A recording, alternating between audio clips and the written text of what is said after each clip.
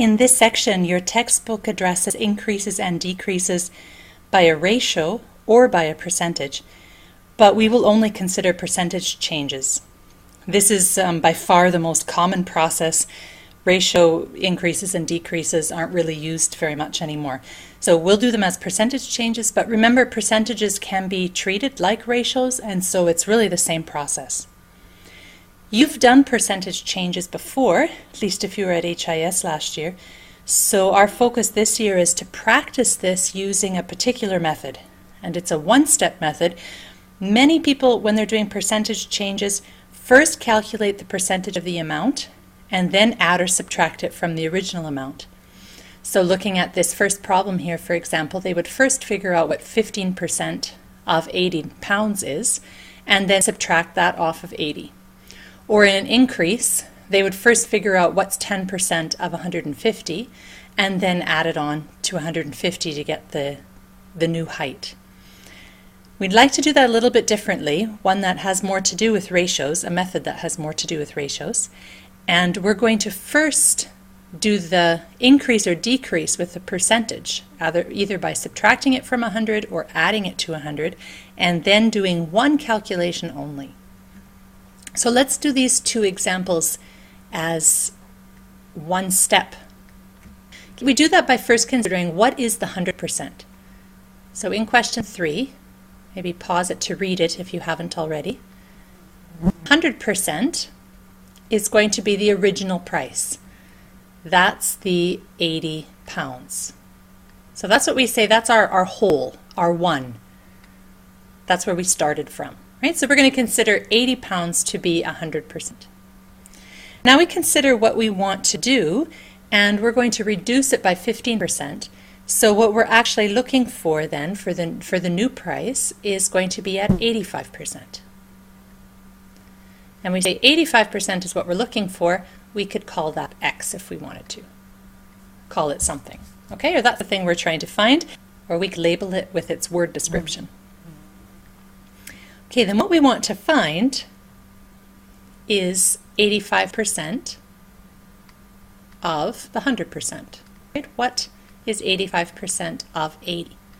Notice the of. So of means multiplication, and we turn this into 85 out of 100.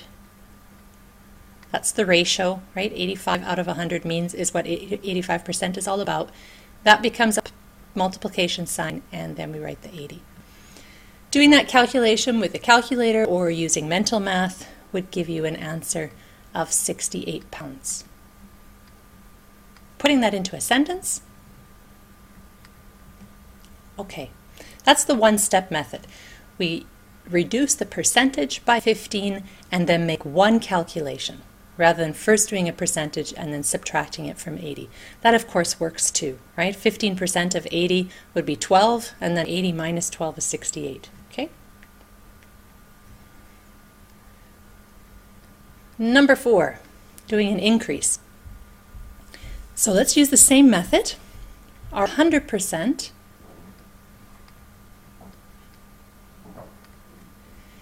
is Casey's original height. Right, that was at the beginning of the year. And the problem tells us that that was 150 centimeters. Running out of room, so I'll just put 150, but of course we know that means 150 centimeters. We're looking for an increase here, so the new height is going to be 100% plus 10. So 110% is the new height. And that's the thing we're trying to find, so we'll set that equal to X. Okay, we do the same thing, only this time we want 110% of 150. Sounds a little weird, right, because it's higher than 100, but that's the same thing. We're looking for 110% of 150. So that's the same problem. 110 over 100 times 150. And then if we do that calculation, maybe again with a calculator or using mental maths, we're going to have an answer of 165. And that's, of course, then also in centimeters. So as a final answer, we write Casey is now 165 centimeters tall. Let's do one more problem, which is a little bit harder, similar to a problem we did in the last section. This type of problem is one in which you're given the final value and you have to find some original value, some value in the past. So here we have Julia's height also increased 10% this year. She is now 176 centimeters. What was her height 1 year ago? We can still set it up though exactly the same. We can say the 100% is still her height 1 year ago. Let's just put old height. This time we don't know what that is, so we'll call that X. Then the 110% that we had before, we are given.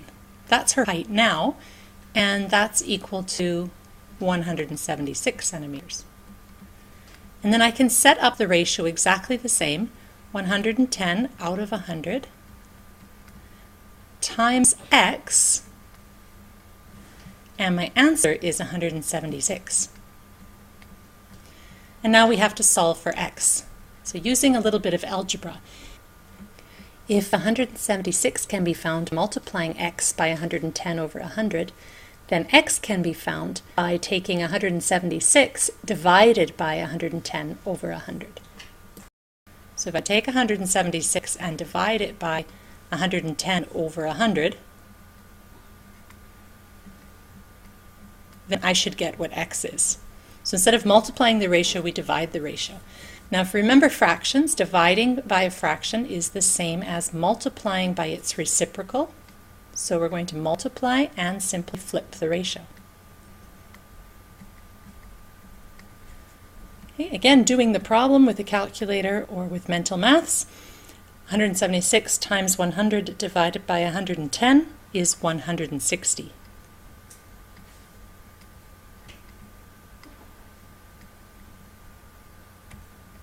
So the final answer, Julia was 160 centimeters 1 year ago. There was another way of solving this problem. This is like we did it in the last section.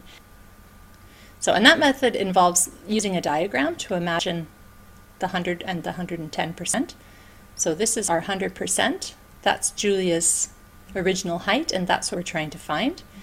And if we take 10% off, that's our 10%, and add it to this amount. So there's the original height, and now we add that 10% back on. Then we get her new height. Should have done these bars the other way around, then it would look like heights, but I've done it now. Okay, then we would get 176 centimeters. So the 176 is equal to 110%.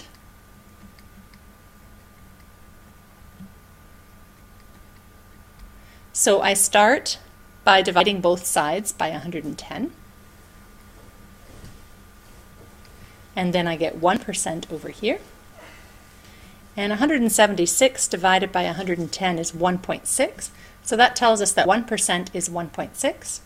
And then I'm going to multiply again both sides by 100 in order to get this over to 100%, because 100% was the original height. And 1.6 times 100 is 160. So there's a second method, gives you the exact same results. It doesn't matter which one you use the one that's most comfortable to you. You're ready to give these methods a try.